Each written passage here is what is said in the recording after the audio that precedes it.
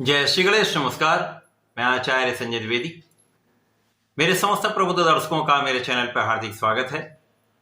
प्रिय दर्शकों, आज मैं वृषभ राशि का फरवरी माह का मासिक राशिफल लेकर आपके सम्मुख उपस्थित हूं। फरवरी माह में जो ग्रहों की स्थितियां हैं तथा जो ग्रहों के परिवर्तन होंगे वो इस माह में आपको किस प्रकार का लाभ देने जा रहे हैं, कौन कौन से भाव प्रबल होंगे, कितना लाभ मिलेगा, अथवा कहीं पर कोई समस्या तो उसका क्या निराकरण है, संपूर्ण विश्लेषण मैं पूर्ण तर्क के साथ करने जा रहा हूं। प्रिय दर्शकों, इस राशिफल को आप अपने लग्न तथा राशि दोनों के अनुसार देख सकते हैं। वृषभ राशि के लिए यदि हम अवलोकन करें तो गुरुदेव बृहस्पति का गोचर आपके लग्न में चल रहा है, जहां पर ये वक्री अवस्था में है। द्वितीय भाव में मंगल का गोचर आरंभ हो चुका, जहां पर ये वक्री अवस्था में आकर मिथुन राशि में गोचर करना प्रारंभ कर चुके हैं। इसी प्रकार से आपके पंचम भाव में केतु का गोचर होगा। आपके लिए भाग्य भाव में सूर्य और बुध का बुधादित्य योग बना हुआ होगा। आपके लिए कर्म भाव में शनिदेव का गोचर चल रहा होगा, जो अत्यंत प्रबल अवस्था में है, तथा आपके एकादश भाव में शुक्राचार्य के साथ राहु का गोचर चल रहा होगा। इस माह का पहला परिवर्तन 4 फरवरी को होगा, जब गुरुदेव बृहस्पति वक्री से मार्गी हो जाएंगे। 11 फरवरी को बुध अपनी राशि का परिवर्तन करेंगे तथा आपके कर्म क्षेत्र में शनिदेव के साथ इनका गोचर प्रारंभ होगा। 12 फरवरी को सूर्य का भी परिवर्तन आपके कर्म क्षेत्र में हो जाएगा, जहां पर प्रबल रूप से त्रिग्रही योग आपके कर्म क्षेत्र में बनने वाला है।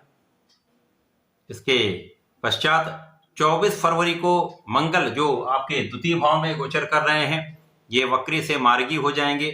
27 फरवरी को बुध का परिवर्तन होगा, जब बुध आपके कर्म क्षेत्र से आपके लाभ के क्षेत्र में जाएंगे, जहां पर ये अपनी नीच राशि में होंगे और यहां पर भी त्रिग्रही योग का निर्माण होगा।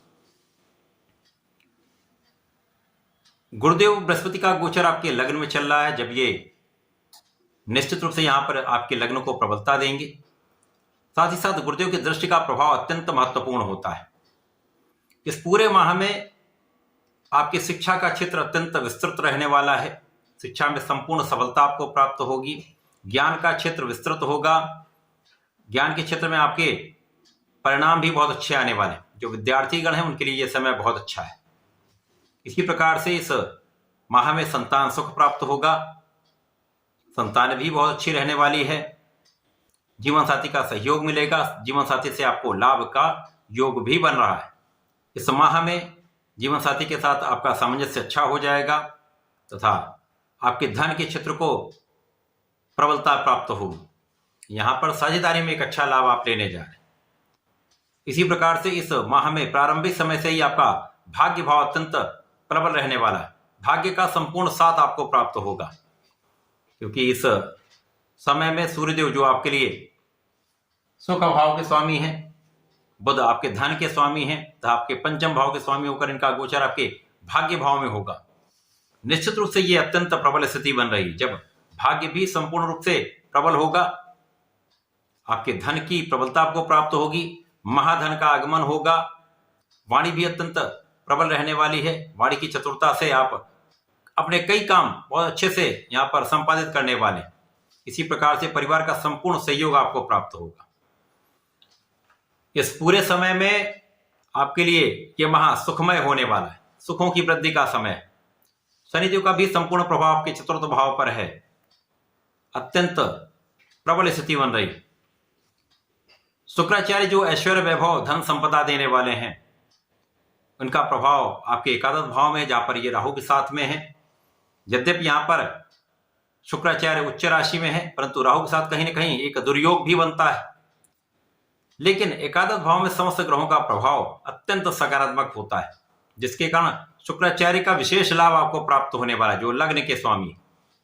यहां पर धन संपदा ऐश्वर्य वैभव संपूर्ण सुख आपको प्राप्त होने वाले हैं। ज्ञान भी आपका विस्तृत होगा। संतान भी अच्छी होगी। संतान से भी लाभ मिलेगा। शिक्षा से भी आपको लाभ मिलेगा। ज्ञान से भी लाभ मिलेगा। परंतु जहां पर प्रेम संबंध की बात आती है, वहां पर यह समय भटकाने वाला हो सकता है। इस समय प्रेम संबंध हो सकते हैं, परंतु यहां पर आपको बहुत ध्यान देना होगा। विचारशील होकर निर्णय लेना होगा, क्योंकि जो विद्यार्थीगण हैं, जो टीनेजर्स हैं उनके लिए ये समस्या का कारण बन सकता है, जब आपके पढ़ाई से आपका मन विरत हो सकता है। पढ़ाई के भाव पर आपको ध्यान देना होगा, तो भटकाव से बचेंगे तो आपका परिणाम अच्छा है। इसी प्रकार से इस समय में मंगल धन को विस्तृत कर रहे हैं, शनिदेव आपके व्यय को कम कर रहे हैं। जब व्यय कम होता तो धन का आगमन आपके लिए संचित होने लगता है, धन का आप इन्वेस्टमेंट सही जगह कर पाते हैं, तो धन के सही इन्वेस्टमेंट का समय। इसी प्रकार से संपूर्ण रूप से परिश्रम का समय, इस समय आपका परिश्रम बहुत अच्छा है और रहने वाला है, आप महापराक्रमी रहने वाले हैं। अब यहाँ पर मंगल का प्रभाव भी अपनी उच्च राशि पर होगा, भाग्य भाव पर होगा, तो विशेष रूप से यहाँ पर जीवन साथी के सहयोग से, भाग्य के सहयोग से धन का विशेष लाभ मिलता है, परिवार के सहयोग से विशेष रूप से धन का लाभ मिलता है, पिता के सहयोग से विशेष रूप से धन का आगमन होता है। ये समय अत्यंत प्रबल रहने वाला है, आपका आत्मबल भी श्रेष्ठ रहने वाला, ऊर्जा का सही उपयोग आप करने वाले। अब जब 4 फरवरी को गुरुदेव मार्गी हो जाएंगे, अर्थात ये एक घर आगे की ओर इनका भ्रमण आरंभ हो जाए, अब ये पूर्ण रूप से इस भाव को प्रबल करेंगे, तो यहां पर ज्ञान, शिक्षा, संतान, समस्त सुख आपको प्राप्त होंगे। जिन जातकों का विवाह नहीं हो पा रहा था, किसी कारण से व्यवधान आ रहे थे, उनके विवाह का संपूर्ण योग बन जाएगा। इसके पश्चात भाग्य का संपूर्ण साथ आप ले पाएंगे।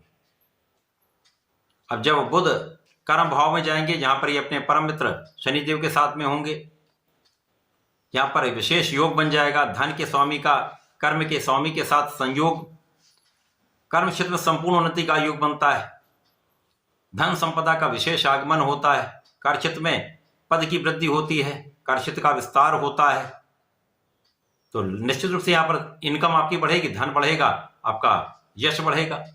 अब जब सूर्यदेव भी पहुंच जाएंगे तो त्रिग्रही योग आपके कर्म क्षेत्र में बनेगा, तो इस पूरे समय में आपका कर्म क्षेत्र अत्यंत विस्तृत हो जाएगा। कर्म क्षेत्र की संपूर्ण स्थितियां जो हैं वो आपके पक्ष में रहने वाली, उच्चाधिकारियों को सहयोग मिलेगा, शासन प्रशासन का संपूर्ण सहयोग मिलेगा, आपके साथ काम करने वाले लोगों का सहयोग मिलेगा, तथा जो लोग सरकारी नौकरी में हैं अथवा सरकार में हैं, राजनीति में हैं, प्रबल रूप से आपकी सफलता का योग है। यश वृद्धि, धन वृद्धि, सुखों की वृद्धि का योग बन रहा है।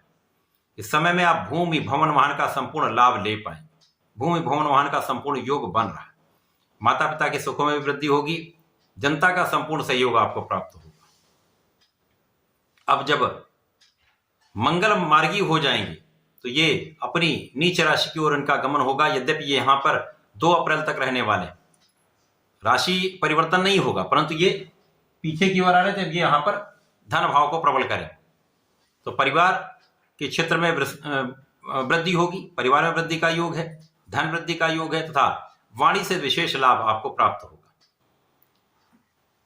यहां पर ज्ञान के क्षेत्र पर भी प्रभाव है, यहां पर आपके उच्च शिक्षा का मार्ग प्रशस्त होगा। जो विद्यार्थीगण उच्च शिक्षा के क्षेत्र में जाना चाहते हैं उनका अच्छा योग बन रहा है, जो लोग रिसर्च कार्य में जाना चाहते हैं उनके लिए भी एक अच्छा यहां पर योग बन रहा है।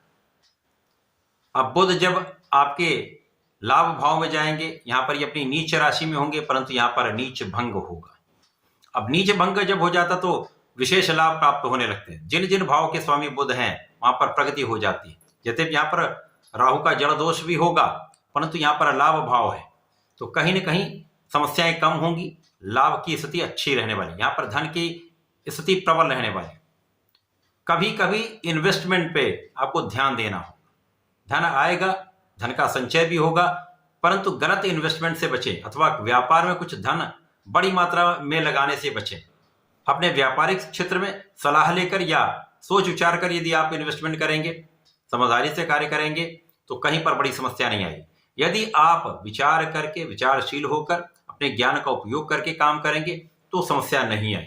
जल्दीबाजी में अथवा किसी अन्य के कहने पर यदि आपने कोई निर्णय लिया तो समस्या आ सकती है।